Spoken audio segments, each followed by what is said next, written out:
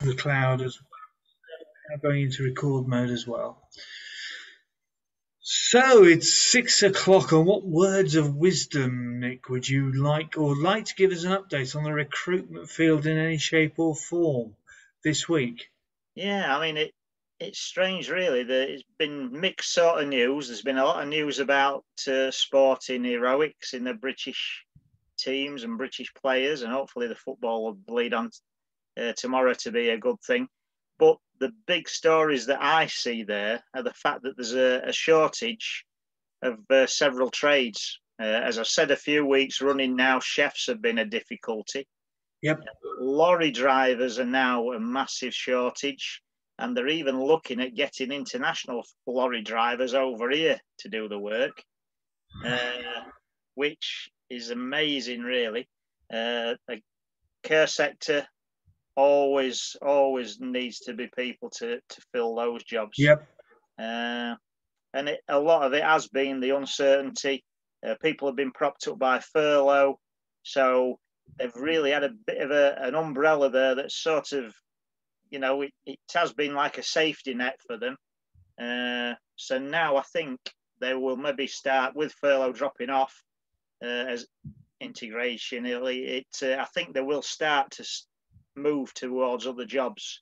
Right. We get people come to us, and that not all of them, but quite a few do say we can't find staff. We've put adverts out there on separate job boards, and we can't find staff. Okay. And what we do is we throw a big net out there, and we try and catch those candidates. And if the businesses have done the actual job advert right, and they've put all the things in there that people look for nowadays, then together we are having some good results. We don't fill every job. I'm not going to say we fill every job, but a very, very high percentage. And today I've had loads of people today ringing me up, asking about the warehouse jobs that we've got out there and logistics jobs. So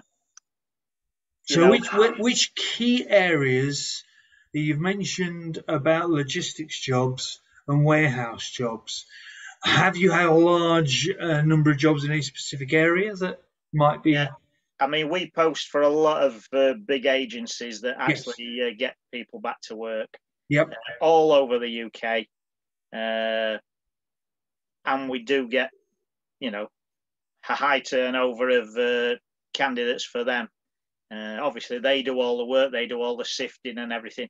And I get a lot of people contacting me, and bless them, they're reaching out to try and get that leap up above somebody else. And they think that I've got influence over that. I haven't, unfortunately, but I always wish them well. And I just say to them, look, make your CV look as attractive as you can do. Yep. Send that in. And when you get a reply back, treat it like gold dust. Really, get back in touch with the company. Try and get that interview set up, because I do see some jobs which we're getting 500-600 candidates applying for some jobs. And if you're swimming in that big pool, you need to make your CV stand out a bit. Much the same as we say to the employer, there's a lot of people out there wanting jobs. You've got to make your job look attractive. So, and there's a lot of, I think I mentioned last week, there's businesses now, I mean, they offer private medical care and things like that. And I've been speaking to somebody today, and she would do health insurance packages for businesses. Somebody else there does workplace pensions for businesses. And businesses are now, some of them, if you're lucky enough, are offering unlimited holidays. And from what I'm told, they don't get abused. Can you privately message me the details of that particular company? Folks, as you know, I would say Nick is one of the most knowledgeable guys about the recruitment side of it, who volunteers his time on a Tuesday night to come online here and give many of you an update as to what's actually happening within a whole bunch of communities. Now, if you see this recording, if you've seen this live, I would suggest that you check the room number out. It doesn't change. It's there each week. The second thing I would suggest is that you come on, and we've got, as I said a few minutes ago, a guy who's interested in doing CVs and talking about CVs, and we've got a lady who is putting a package together about HR issues. Now, if ever you've gone for a job, a reasonably good job, you'll probably come across the lady who deals with human resources, or the gentleman that deals with the human resources. And to get somebody talking about that on this room, we're really looking forward to that. In both cases, I'm not going to give you the names, folks, in case something changes, but I would say that if your CV is not you're not sure about your CV, to have somebody come online and talk about a CV will be brilliant. So that's great. Well, people pay a lot of money to get CV advice. They do, you're going to get it. You're going to get it free on here, and precisely. It'll be specific to yourself. Yes, because and that makes a major difference. Oh, it does, because if you go on the internet looking for advice, it's only generic, and sometimes it's out of date. But yes. If you've got a professional, which we have coming on in a few weeks' time, who is up to date with the CVs, because it changes. The way that business owners look at CVs does change. Yep. And if you've coming on with a couple of questions, say, about your CV, and you're happy enough to share that with us, then you're going to get some fantastic value in meeting that person.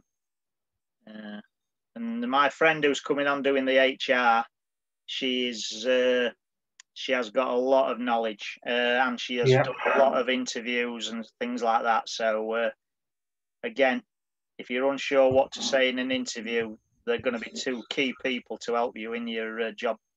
I was very encouraged when I heard that people, recruiters, if you are struggling to get the word out, honestly, I'm streaming this regularly into different locations with the opportunity of people seeing a live chat with a connection. They can come back in and join the group. Now, we've had a couple of people who didn't want to have their faces on.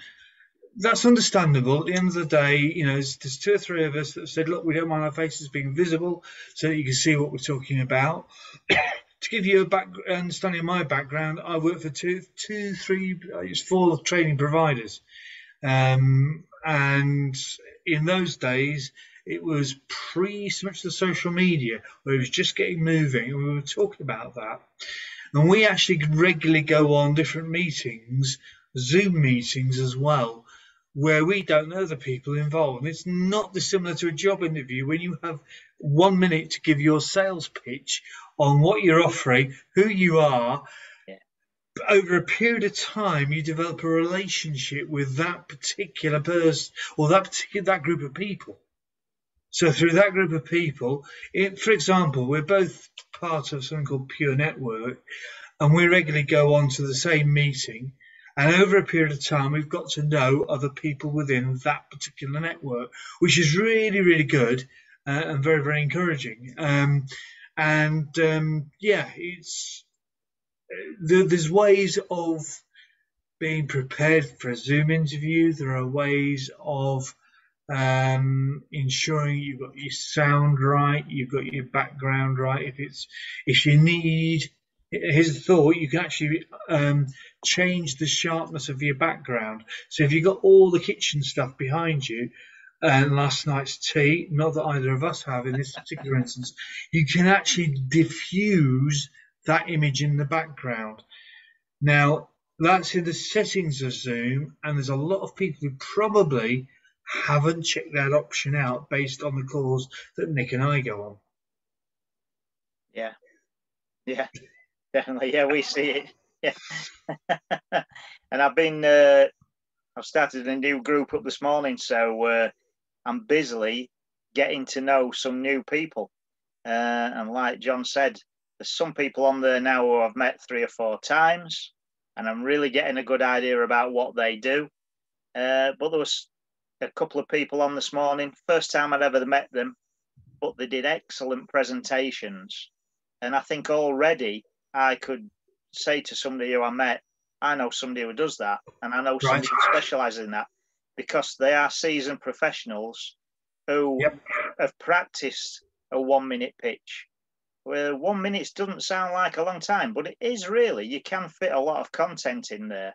And certainly first impressions do last. Within sort of 10 seconds, you can make a real blooper and you can put somebody off you from the start. But practice, practice, practice, and ask people, come on here, practice a pitch. What's going to go wrong? And if you're open to some constructive criticism, just say, yeah, we'll run this by you. John and myself, or whoever's on the call, will say to you, yeah, that bit was good. Possibly have a little tweak at that. And again, you can't get that online. No, 100%. Other than coming on something like Zest, where we are live and we're here to, to help and support. Yeah, so if you're in Manchester or Birmingham, we may shortly be adding London in as well.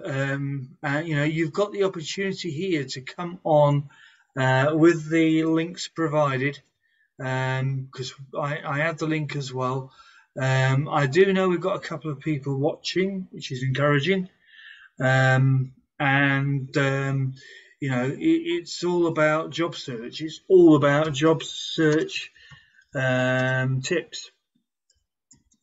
And as I say, one of the things that I find is that we actually, we don't know how we're necessarily going to deal with anything, but bear with me. I'm just going to introduce our next speaker, who is joining us for the first time.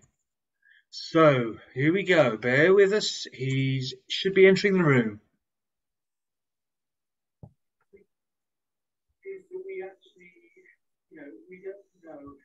Oh, we can hear him. We can hear you, Brendan.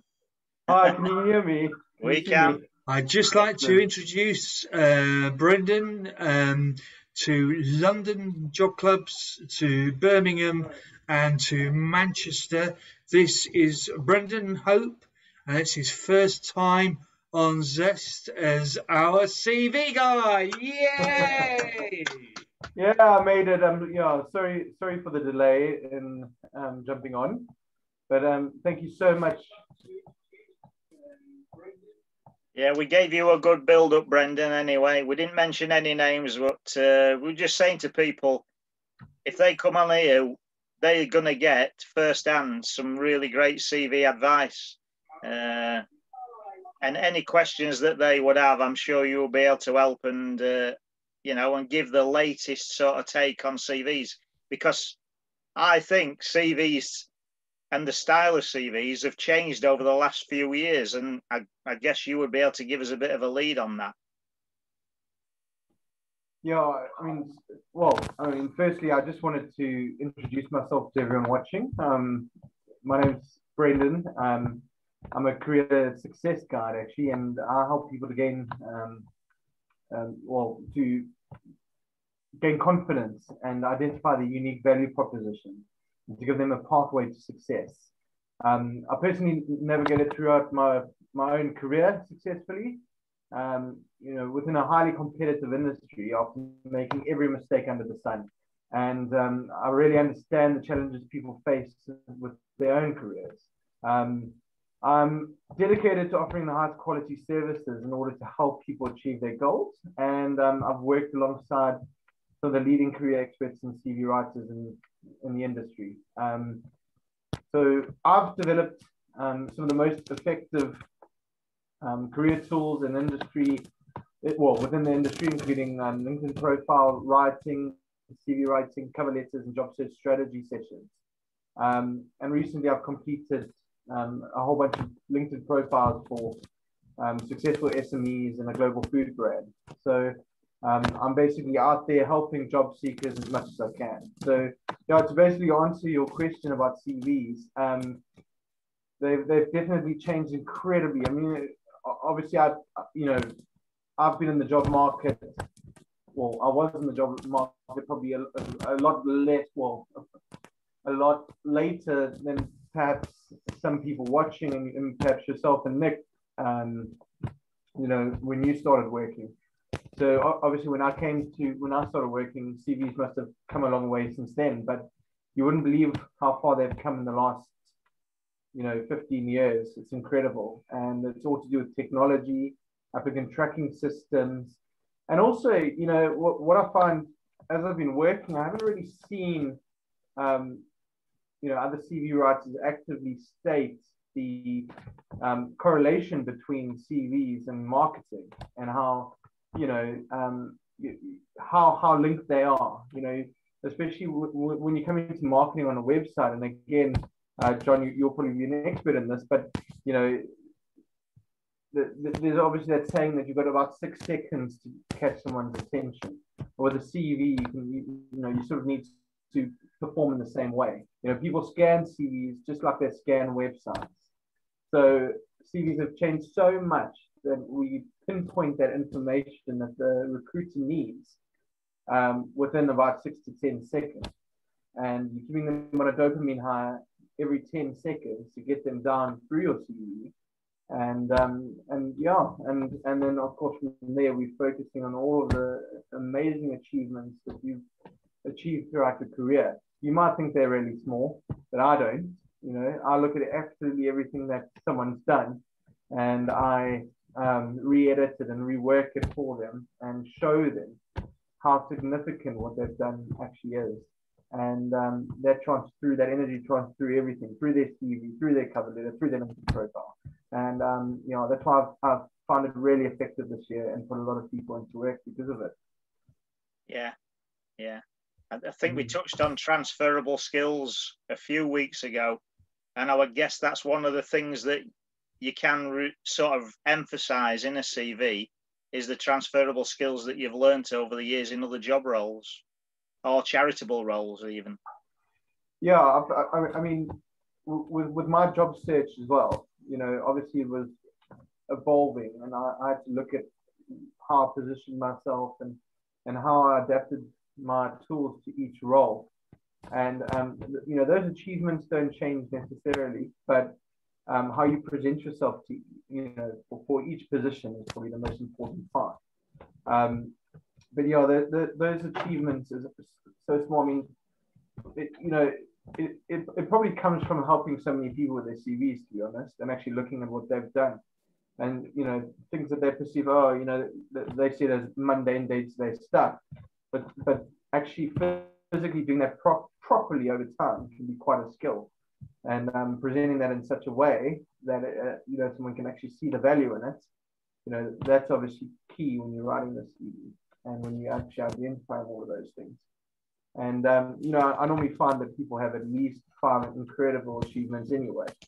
So you know, the rest will obviously just fall into place as well. Yeah. Yeah. So in terms of, sorry, just going back to the cover letter as well and how that supports the CV. I don't know if you've talked about that in the previous weeks, but we've not really touched on covering letters. No. Brendan, yeah, we one of the key things that we want to do from the perspective of the CV and the cover. Do you know what Nick does? We've had a one-to-one, but it was a long time ago, Brendan, wasn't it? It must have been about 6 or 7 months ago. Well, I know exactly what Nick does. I remember that. I'm sorry if I get a bit confused, John. I think there's a bit of a delay your end. So yeah. So what we're looking at doing is actually covering some of the top tips that you can put forward to us in the coming weeks if you have the time, so we can actually talk about the issues that you see, and so to discover where you see the successes and the failures, the differences between them, etc. And what I will endeavour to do is actually get our sound mix as close as I can from the viewpoint of viewers that are watching the broadcast live. Also, if either you two guys can tell me any areas where you feel the stream should be streamed into, then I will be more than happy to put that into the relevant job groups and recruiter groups to actually get to generate some interest. As I say, it's the first time that we've had the three of us on here together, which is really good. Brendan spoke to Jason, I believe, initially. Jason is the founder of On Point, which I'm a co-director of. And one of the things he actually recommended Brendan. And when you get a recommendation, that's when you think, right, we need to get this guy on, get a few, areas of conversation, folks. So if you're seeing this video for the first time, can I strongly suggest that you actually message us through Zest, the website, or the group, and start asking questions for either Nick or Brendan about what you are seeing here and what you're hearing here, so that we can actually have some engagement.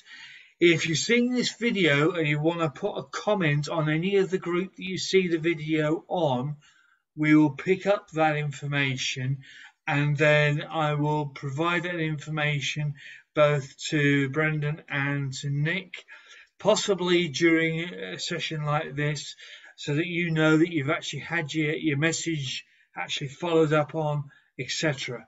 Because we know there's lots of things that happen on the job boards that aren't really covered.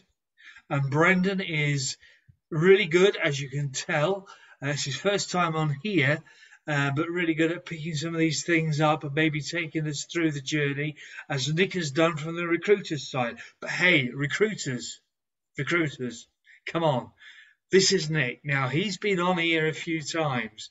And if you know Nick by now, and if you look through the videos that we've done previously, you'll see the wisdom and knowledge that these two guys have. It's your ideal opportunity, yeah? It's your real ideal opportunity to be connecting with these two and to get both the applicant side and the recruiter's side at the same time. Now, just for anyone who's just picked up, and I know one or two people were watching a short while back, Nick, what are you seeing at the moment as the top jobs being sought? Did you say it's catering and warehouse? The jobs that are in short supply at the moment are chefs. People are crying out for chefs. Apparently, it's a really good profession. It's one that's a long-term profession with a lot of notoriety behind it. I think it's a hard work job, but I would think there's great rewards in that. So there's a lot of those jobs. Hospitality is going to come back with a bang. As these new announcements, there's going to be, if you want to get into hospitality or into retail, there's going to be fantastic opportunities in there. The care sector has been buoyant throughout the pandemic. Logistics and warehousing is just off the scale. I mean, the world and his wife have started using a van to deliver things, and everybody's using apps now and all that. And then again, there's all the technology side of things. People are working from home now. So if you've got some skills around computing, which the younger members listening to Zest, they'll be into all the computer and the technology. That is where a lot of it is nowadays. Because people are going to be working remotely, reporting into offices, sitting, designing and being creative. So there's a great deal of scope for lots of different jobs. It's just getting in touch with somebody like Brendan and getting your CV bang on and getting out there and get those applications in. Yeah, it's funny you mentioned some of those industries. I've actually had clients from those industries recently. So it does make a lot of sense. And, all I'd say as well to potential, candidates is, you know, if you're struggling for which direction you want to go, I think, you know, obviously look at what transferable skills you have. That's obviously obvious, but I think also, you know, just be very specific to what you want right now, you know, and try and you know, bring across, you know, why you particularly want to be in that industry, why you want that particular role, and really think about how you can sell yourself for that particular position. I think you know, it's critical that you get that information across, whether it's in your CV or cover letter. Just make it known exactly why you want that position, and you know, it's basically the right job is out there for the right person. Okay, so you know, don't despair. If you're making applications and perhaps they're getting overlooked, of course, it's my job to help you with that. But also, you know, bear in mind that, you know, the right person for you will spot your CV in the right time. So make sure that you always are gearing it up for that specific role and getting it, you know, in the right hands at the right time. And you know, just keep your, you know, just keep it up, just keep going. Yeah. Yeah, I echo that. That's fantastic advice. And it is like a sweet shop at the moment. I think you would agree, Brendan. There's lots of jobs out there and there's lots of candidates. And you can, like you say, if you know what you want, there's a good chance you could maybe find that job because they're out there. Me and John are old enough to remember the times when there was job shortages and there was more people wanting work than there were jobs. And at the moment, it seems strange that there's lots and lots of jobs and lots of people maybe sitting there waiting for the opportunity to find that right job. So yeah, fantastic words that, Brendan. Bang on. Yeah. And you know, it's funny you mentioned that as well, because you know, I was you know, a young person during the last recession, but you know, I'd finished my studies and I'd already worked for almost 2 years when that hit. I didn't really have a lot of experience, but then that was a great example of a time when, you know, there was surplus of, you know, candidates for roles, and you know, that's probably when I really needed you know, CV help. But if I hadn't gone through that journey and that pain and that experience of being rejected and having to, you know, do so much work on my particular CV myself, I wouldn't have developed those skills, understood the process properly, and I wouldn't have spoken to recruitment agents for, you know, almost daily for years, to be honest, while I was looking for work. So, you know, I think it was getting into the minds of them, getting into the minds of the employers, and just understanding what they wanted and how I could fulfill their needs, but also, you know, what you can do in excess of that. You know, if you've got a marketing executive who comes for a role and, you know, can pinpoint things, let's just say on your website, and you know, basically look at something and say, oh, you know, we can completely, you know, I've had a look at your company website. You're missing out on an opportunity there, and there. I can, you know, sort that out, get more clicks. You know, how can they not hire you? I think if you go in there with a very proactive approach, then you know, definitely you're going to be the number one candidate. But obviously, the idea with your CV and your cover letter and your LinkedIn profile, whatever it is that you have, is that you want to be in that yes pile and at the top of the yes pile before you even go for the interview. Yeah. Because then it's just a formality. As long as you perform in the interview, then you've got the role. Yeah. You are spot on, gentlemen, as usual. Good evening, Manchester again, the Manchester main group. I think, you know, if you're seeing us today, you need to be putting those messages in. Gov.chat, again, good afternoon, good evening, group. For those that are thinking about, okay, how does yesterday's announcement make any differences? Message me on that particular group. That comes directly through to me. So bless you if you're on that particular group. That'll be fantastic. And what I'm going to say is, I know there's been the two of us on tonight, three of us rather, which is really encouraging. If you get your messages in, we will then be able to start getting some real conversation going. Now, don't forget, folks, as you can see here, Zest broadcast, 6 o'clock on a Tuesday evening, roughly for about half an hour or so. So it's short, sharp, and to the point. And we talk about all the issues that you see behind me and you'll see on the Facebook group. So I would, really suggest that you message in.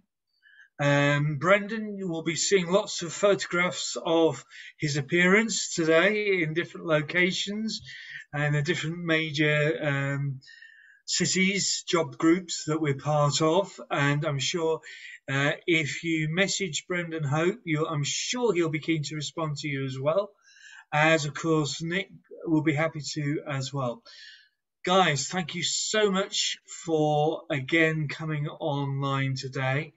I do hope you're going to be available next week. It's really encouraging to have you on board. Just to remind that anyone watching from London and Manchester, specifically, you've the last two groups added into the feeds tonight if you're watching live. Just to let you know that we have a HR lady also planning some material that Nick and I know very well. And hopefully she'll be joining in the next few weeks because she'll see how the two of you are doing so well on this Zoom call. Thank you so much, both Brendan and Nick, today for taking the time out of your schedules. Much appreciated, gentlemen. Thanks again, John, and nice to see you again, Brendan. Thank you. Cheers. Bless you. See you next week. Bye. Bye.